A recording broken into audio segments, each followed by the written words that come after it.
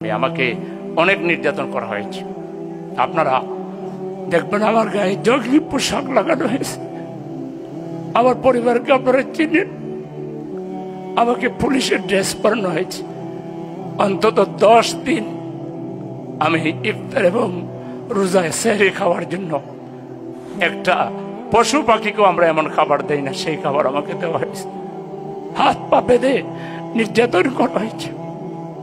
আল্লাহর ইচ্ছায় আমি তারপরেও আপনাদের দোয়া, আপনাদের ভালোবাসায় সিক্ত হয়ে আমি আদর্শের পথ ছাড়ি নাই, মুক্তির পথ আমি ছাড়ি নাই।